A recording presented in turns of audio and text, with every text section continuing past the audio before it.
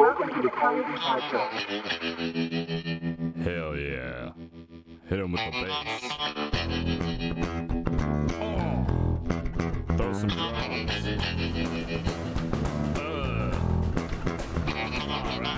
Alright, we're going to start off with the Collie BB podcast. Welcome to the College Podcast. Start off with a goofy little first episode.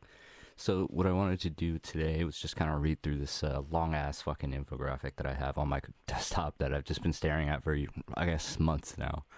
And it's just something interesting I want to talk about. It's about liminal spaces in the United States. And it's basically like a Tumblr thread, but I'm just going to read it out. So if you want something to put on the background, you got this, baby. And no more twangy, weird fucking country rock. That's just...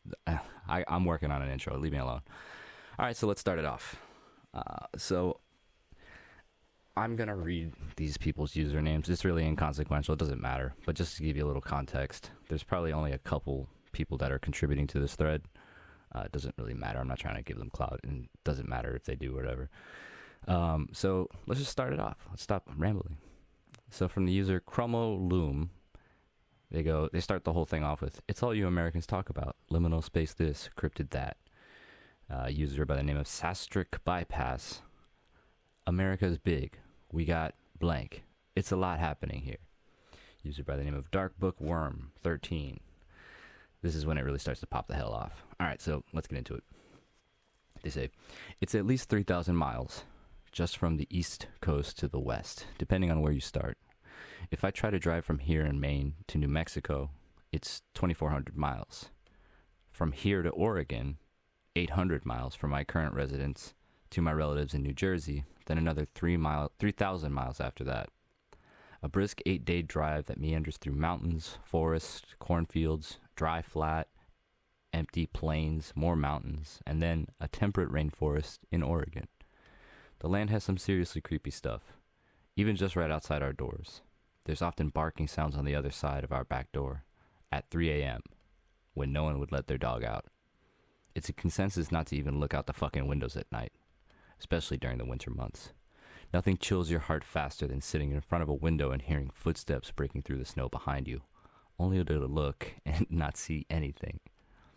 I live in a tiny town whose distance from larger cities ranges from 30 miles to 70 miles. What is in between? Giant stretches of forests, swamps, pockets of civilization, more trees, farms, wildlife, and winding roads, all of which gives the feeling of nature merely tolerating humans, and that we are one frost heave away from our houses being destroyed, one stretch of undergrowth away from our roads being pulled back into the earth. And almost every night we have to convince ourselves that the popping, echoing gunshot sounds are really fireworks, because we have no idea what they might be shooting at. There's a reason Stephen King sets almost all his stories in Maine." Before I continue, it's just, if you live in the United States, motherfuckers just be shooting. All right, everybody loves guns. Even the people that don't like guns, such as myself. I love guns. I don't think they should exist, but I love guns. Next user, Scott is late. "New Mexico, stuck under Colorado, next to Texas, and uncomfortably close to Arizona. I grew up there. The air is so dry your skin splits and doesn't bleed. Coyotes sing at night. It starts off in the distance, but the response comes from all around. The sky, my God's the sky. In the day it is vast and unfeeling. At night the stars show you how little you truly are." And this is the gentle stuff. I'm not going to talk about the whispered tales from those that live on or close to the reservations. I'm not going to go on about the years of drought, or how the ground gives way once the rain falls. The frost in the winter stays in the shadows. You can see the line where the sun stops. It will stay there until spring. People don't tell you about the elevation or how thin the air truly is. The stretches of empty road with only husks of houses to dot the side of the horizon. There's no one around for miles except those 3 houses. How do they live out there? The closest town is half an hour away, and it's just a gas station with a laundry attached. No one wants to be there. They're just stuck. It has a talent for pulling people back to it. I've been across the country for years, but part of me is still there. The few that do get out don't return. A visit to family turns into an extended stay. car troubles, a missed flight, and then suddenly there's a health scare. Can't leave aunt, uncle, grandparent alone in their time of need. It's got you. Roswell is a joke. A failed National Enquirer article slapped with bumper stickers and half-assed tourist junk. The places that really run that chill down the spine are in the spaces between the sprawling mesas and hidden arroyos. Stand at the top of the Carlsbad Caverns Trail. Look a mile down into the darkness. Don't step off the path. Just don't. Another user comments, they say, Kaas not, Kaas not, the land of entrapment. I wonder how that happened. My own comments here. Could it be that we are living on a massive Indian burial ground? Who knows? Next user, Jumping Jack Trash. Here in Minnesota, we're making jokes about how bad is the lime scale in your sink. Pretending we don't know we're sitting on top of limestone caverns filled with icy water. Pretending we don't suspect something lives down there. You know, I personally love the little creepypasta twist that people add to it, because it's like, you can make anything sound scary if you just speculate and you're like, who knows? Ooh, you know. But also, who fucking knows? Ooh, you know what I'm saying? All right, next user, Cerulean Cynic. Damn it, Jesse, now I want to read about the things that live down there. Meanwhile, in Maryland, the summer is killing hot. The air made of wet flannel, white heat haze glazing the horizon, and the endless cicadas shrilling in every single tree sound like a vast engine revving and falling off, slow and repeated. And everything is so green, lush poison green, and you could swear you can hear the things growing, hear the fibrous creaks and swell of tendrils flexing. And sometimes in the old places, the oldest places where the salt odor of wood smoke and tobacco never quite go away, there is unexplained music in the night, and you should not try to find out where it's coming from. Ooh! Next user, Jehernal, whatever. At Gallus Rostromegalis. I don't know what that means. Oh, they tagged a user who is named Gallus Rostromegalis. I'm not trying. The intense and permanent haunting of a land upon which countless horrors have been visited, and that is too large and wild for us to really comprehend, is probably the most intense and universal American feeling. Well, you know, if you're like aware of any state outside of your home state, if you've ever been outside of your home state, I guess. If you're not like some boony-ass rural redneck, then yeah, you probably share that feeling. But otherwise, you're kind of like, my eggs. Anyway, the next user, the Bibliosphere. Here in Minnesota. We're fucking what now? I'm sorry, I don't know what that is. Next user, Mooney in the Sky. Colorado is a strange sort. You can tell I'm getting ready to actually speak when I'm like taking a deep breath beforehand. Let me restart. Colorado is a strange sort of place, a passing through kind of place, a place that holds just as many people who stay as leave. The highways stretch like ley lines, or the old lines, or the lines of old palms. What? Oh, of like old people hands. 25 north and south, 70 east and west, 76 and 470 and 285 curling all around and tangling in the middle like loose thread.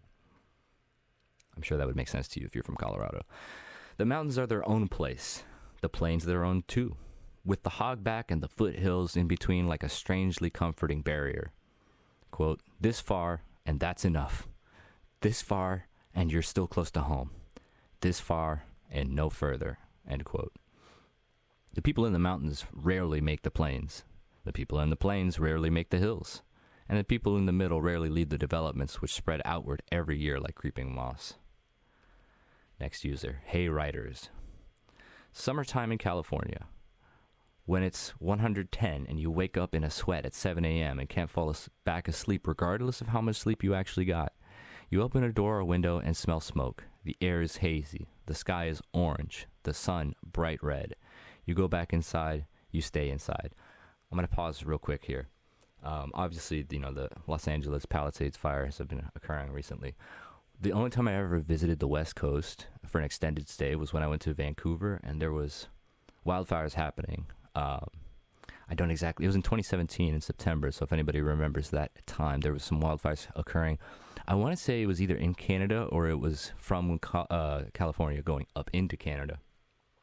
I just remember my cousin and I go to Vancouver, you know, we're there for a couple of days, beautiful nights, beautiful weather, and then one day we wake up and we're going to do our tourist shit, like go visit the Lionsgate Bridge or something, and visit some, Lynn Canyon, and do some, I don't know, mountain climbing or whatever. And everything is just hazy, smoky, just fog, like Silent Hill. And you look at the sun, you can look directly at it, and it's just this giant red ball. And I can't describe how ominous and spooky that is. Like I've seen a solar eclipse in person, and that was probably the spookiest, craziest thing I've ever seen in real life. But the red ball of smoky fire and doom, it was like looking at the devil's eyeball or something. Anyway, let's go back. Shit, I forgot where I left off. The smoke lasts for days, and even after a shower, you can't get the smell out of your nostrils. You can't get the taste off your tongue. You hope your neighbor doesn't mow his lawn. Oh, God. You hope no one throws a cigarette out a window on your road, or lets a loose chain drag behind their truck. The wind picks up. You get nervous. A helicopter passes low overhead. You get anxious. You wait for sirens. You watch more helicopters carrying heavy stacks of retardant, tanks of water, and keep testing the way the wind blows. Somehow the fire misses you this summer. Wintertime in California. The yellowed, crackling grass that looks like miles of sand dunes turns gray and falls loose from the baked earth. You pray for rain, but you beg that it doesn't come with lightning. Still, you don't expect rain because every winter is dry. Snow falls somewhere in the mountains where someone skis, then comes back and tells you it wasn't much. No rain means more fire in the summer. Then after New Year's, it rains and gushes. The ground is baked stiff and won't absorb water after an hour of moderate rain. The water rises. It fills streets, houses, threatens levees and dams. After days of this, the ground finally softens. The plants, their root systems shriveled and mostly washed away by the flooding, can't hold the dirt in place. Where it has no choice, the earth gives way to landslides. The Sierra Nevadas, riddled with abandoned gold mines and in some place stripped by hydraulic mining. The water is always tainted with mercury and alkali. Occasionally a mine collapses and a sinkhole appears. If the house shakes, you ask your friends and neighbors if they felt it too, but then you forget it happened. You actually sleep through most tremors. Everyone knows at least one old mining song. School projects and field trips are to Fort Sumter and the missions. Cracking adobe that predates the country. You can tell vultures apart from other birds of prey easy because they're the ones you see most often. Orchards that go on for miles and towns built on top of old olive orchards. Suddenly a business or private home has kept a few to remind you. They don't plant them. Those are the original trees. You're hiking and you find a massive flat rock with fist-sized holes bored into it. Trees and fence posts that look like they were used for target practice with a machine gun. You hear what sounds like a lawn sprinkler go off, and you get as far away from the rocks as you can, watching where you step.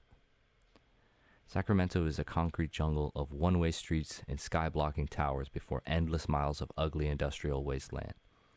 San Francisco is a twisting maze of clogged overpasses where you drive 3 miles an hour and watch a dense blanket of bone-chilling fog climb over the hills and obscure everything before you enter the city and keep your foot pressed flat to the brake at the steepest intersections.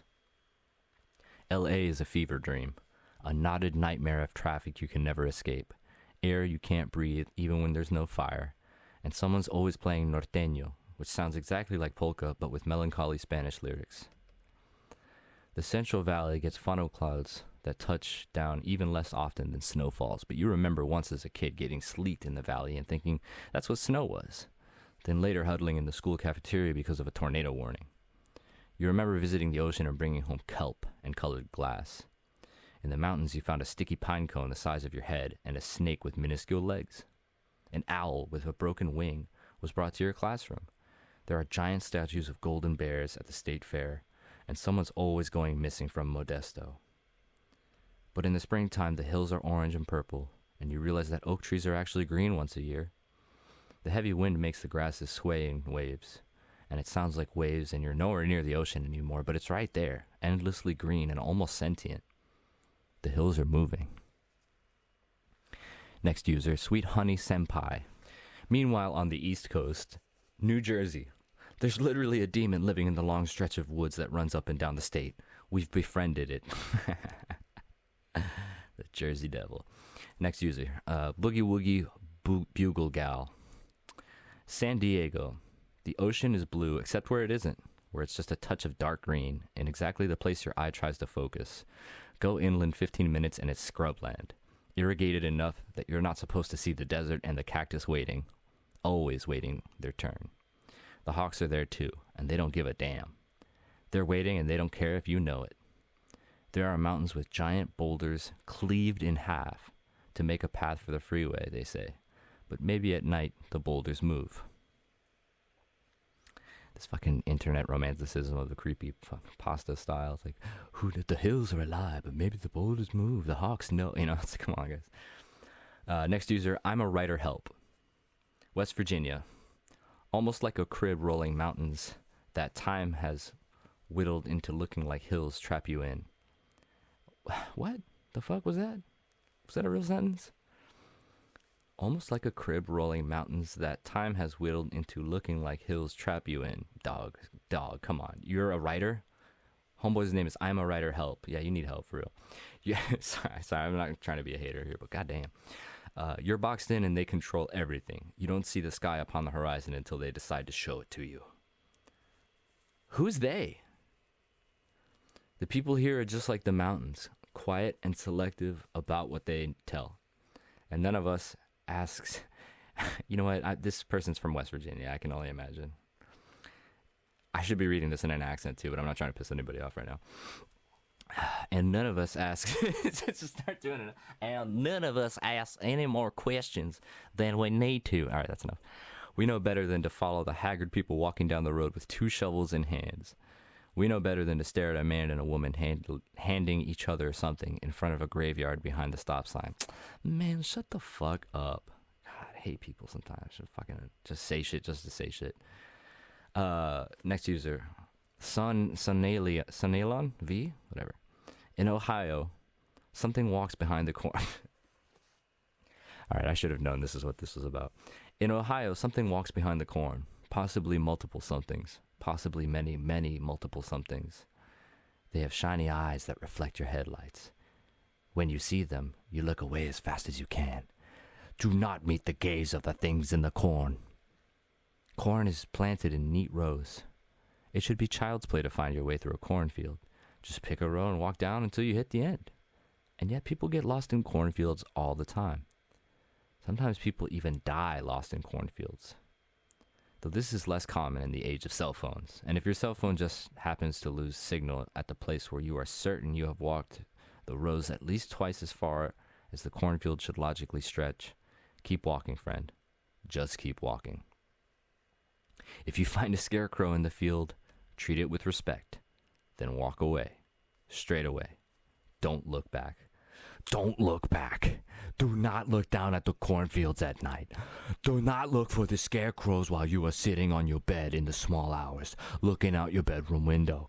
If you see them, they will know it. If you see them, you may see things that you cannot forget. Ooh. All right, next user. Defiler Worm.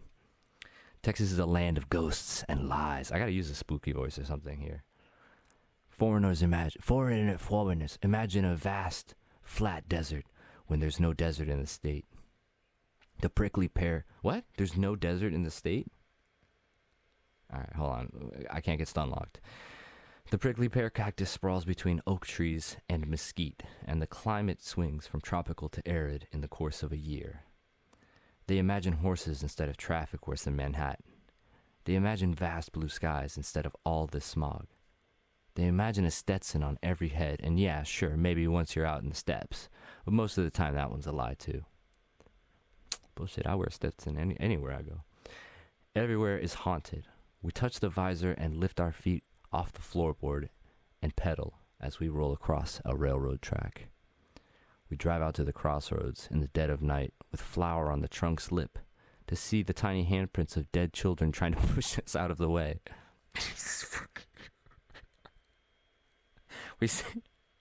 We see things in the shimmering curtains of heat that aren't there when we blink.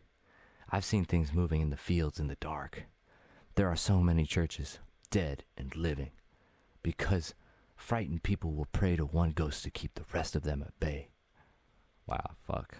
I just cut myself on this edge, dude. Wow. People know which way to hang horseshoes around here. It's a U shape so the luck doesn't spill out. I think I must have hung one upside down once. The stars at night are big and bright, and so are the eyes reflecting the porch light out among the trees. And if you think that's scary, try living here when you're black and or queer. All right, go off, pop off. All right, next user, Winnigan Fake. Pacific Northwest.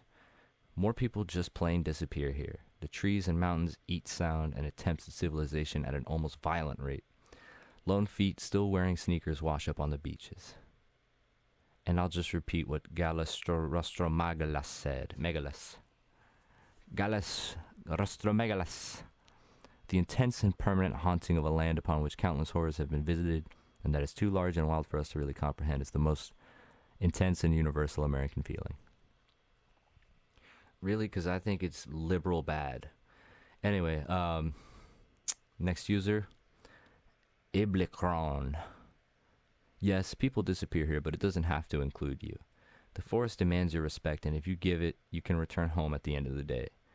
Keep to the well-trod trails and greet everyone you go past. You don't know who you'll insult if you don't. That straight up reminds me of that one meme of the fox spirit. The dude is just walking by and he's like, "Hey, Papa."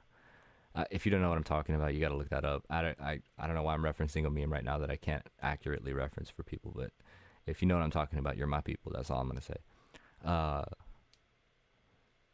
Hey, you're a wandering coyote spirit. So basically, you have to be polite to wandering travelers on trails, because it could be a wandering coyote spirit sent to eat human beings. You know, who never knows? Whoever knows? Anyway, pay attention to which trails you do and don't see others on. If you go more than a few hours without seeing anyone coming from the other direction, then you need to turn around. There's a reason no one else is coming back. When you see something moving between the trees, leave it be. It's been there longer than you, and what it knows is more than you could ever hope to understand. Entire neighborhoods disappear once you step into the forest. What? That highway you drove on to reach this trail is silent, and when you look behind you, the parking lot is nothing but trees. Don't think too hard about it. If you go and come back, so will your car. Sometimes there are signs telling you not to follow a trail, but there's no explanation, so you peer past it and everything looks fine. But there's something you can't put your finger on. Some feeling that maybe this time you should listen. You don't go into the woods at night. You just don't. You just don't. If you're camping, stay in your tent once the fire is out. Ignore that sound you heard. It'll be gone by morning. All right, baby. Now we've reached the end. Here's where it gets this is Florida, so I don't know. I don't know why I'm getting excited. But I'm going to give a little commentary at the end of what I think of this after I've officially read the entire thing from front to back. All right, so this is the final user. Definitely a human person. So they go, Florida is sweltering hot, but not because of the heat, but the humidity. True. Even in the low 70s, you're still likely to be covered in sweat. Double true. In all but the largest cities, woodlands cover almost everything. And swamps and beaches. The brush almost thicker than the earth you stand on. There's a strange presence following you whenever you leave the safety of your home. Dog shit. Yeah, it's called other Floridians. It's called being around the worst fucking human beings on the planet. Most of these presences mean no harm and are merely curious, maybe even bored. And then there's the malevolent things that torment the unfortunate. What, are we talking about Republicans? Are we talking about... Jesus. The only thing that you can trust is the Gulf of Mexico, which is now labeled as the Gulf of America. Other redneck noises. It does not care about you. I gotta do it in my boony voice now. And has no interest in you. But this also means it has no interest in your demise. Yeah, don't leave the interest of your demise to random Floridian woodland spirits. Leave that to Florida drivers. The only ones safe are the natives, and even that's iffy. You see, this is okay. So this is gonna get a little touchy here because I know you're not talking about Native Americans, and I'm sure they are, but a lot of people in Florida call themselves Native Floridians, which I think is fucking hilarious. Because like just because you were born here and lived here since the 70s doesn't make you a native Floridian. And I've used that terminology before too to describe all the implants that moved down here during COVID. But Jesus Christ, stop. Stop. Do you know where natives live? On reservations. Of course, they're upset. Jeez.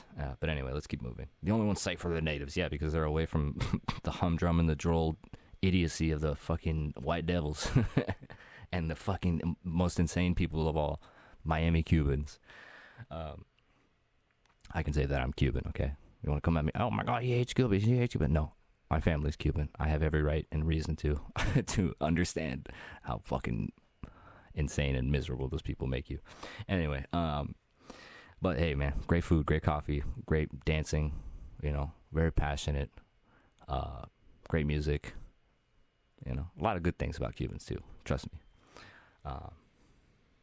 It's just the bad stands out a little more. Anyway, the natives, the only ones safe here are the natives, and even that's iffy. Northern Florida is the safest if you're white, but don't ever think you're completely safe if you're not white. I'm really fucking butchering this for this person's post. I'm sorry to that person. Actually, I don't give a fuck. They're not gonna listen. Northern Florida is the safest. Yeah. That sounds like some like fucking covert racism, like veiled, like kind of just I don't know. I'm not even gonna get into that right now. Respect and protect nature, true, and it will do its best to protect you, not true, even if it may be a futile effort, true. Never go in the woods at night, true. Never go into the woods alone, not true. You can. Dude, like what? Like, what are you gonna get attacked by a forest alligator, dude? Like, you can be smart and safe with your surroundings. You can go anywhere you want by yourself. Just bring some protection, you know. Here we go. Never trust the Atlantic. Even the non-believers have to admit the legends come from somewhere. Non-believers of what? And most importantly, never follow the sounds you may hear, and keep a cautious state of mind wherever you may be. Even if it's not in Florida, spirits, malevolent or not, exist everywhere. Oh, well, we did it, folks. We made it to the end of that delightfully illuminating infographic compilation of Tumblr posts. Effectively, it's just a fucking nonsensical creepypasta about liminal spaces that has some interesting information, like actual, factual, geographical information.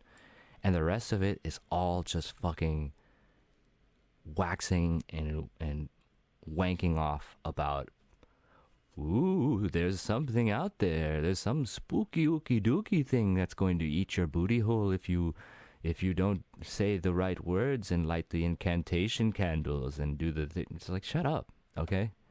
We all know what it is. And I said it earlier in this thing. We genocided the natives and built an entire fucking horrendous country on top of it and constantly peacock around like we're the fucking greatest thing that ever happened to this planet.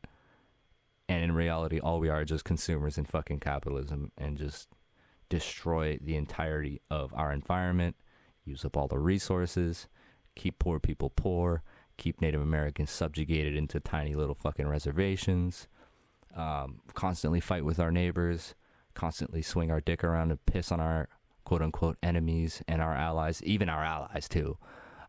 Start nothing but economic beefs with people, perpetuate systemic fucking injustices, and all the while both sides are just placating each other and just saying, yeah, you know what, we're fighting for your freedoms, we're fighting for your rights and your freedoms. It's like, no, you're not. You're fighting for your bank account, you fucking scumbags. You don't give a fuck about people and their rights or their freedoms or their well-being. Or if they have health care or not. Like, you know, it's like, let's just keep these people fighting and divided and conquered. Anyway, this really wasn't that bad. I was expecting it to be better. I was expecting it to be like actually educational and informative, and it kind of was, but it's Tumblr. What can I expect? The most fucking kissless virgins on here just write whatever little fantasy droll they can, because they just write like fan fictions and go on DeviantArt and fucking just imagine themselves holding hands with like Sonic the Hedgehog or something. I don't know.